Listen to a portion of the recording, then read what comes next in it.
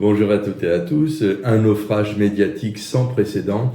Je rappelle quand même que ça fait 3 fois, là récemment, où les médias sont en dessous de tout. Premièrement, l'histoire de Quentin Dorenc, où le récit médiatique a été complètement démonté par effectivement ce qu'on a appris par la suite. Le deuxième, c'est l'acharnement raciste suite à l'élection de Bali Bakayoko. Donc quelque part, là, ça a été le summum qu'on croyait atteint. Et non, il y a eu l'histoire de Rima Hassan. Carrément, le parquet, minute par minute, a délivré des infos fausses. Les médias se sont remplis de joie à nous salir, nous, la France insoumise, mais surtout Rima Hassan.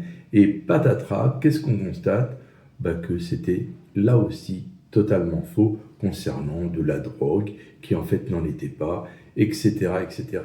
Ce naufrage médiatique montre à quel point il va falloir combattre et passer par d'autres médias concernant la présidentielle de 2027. Ensuite, j'aimerais revenir sur effectivement ce qui s'est passé vendredi, là, sur un 49.3 parlementaire à propos du 1er mai. Donc la volonté de faire travailler 1,5 million de personnes le 1er mai, sur demande de M. Attal, s'est très mal passé puisque la majorité a voté une motion de rejet préalable sur son propre texte. Ça veut dire qu'il n'y a pas eu de débat. C'est la deuxième fois qu'ils font ça, il y a eu la loi du plomb, et là, cette histoire de faire travailler les gens le 1er mai, on contourne le Parlement pour quoi faire ?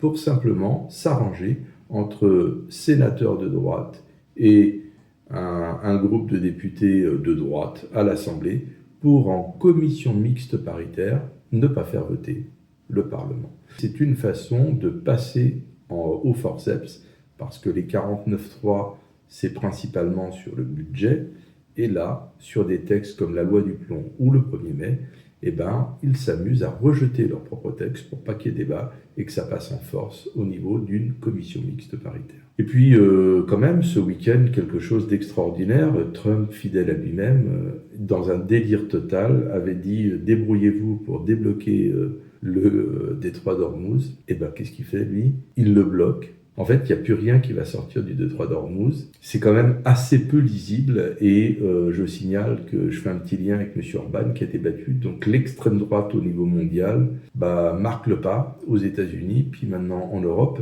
On a quand même une inflexion sur la dérive extrême droitière du monde qui est très intéressante pour 2027. Voilà, je vous laisse et je vous dis à la semaine prochaine.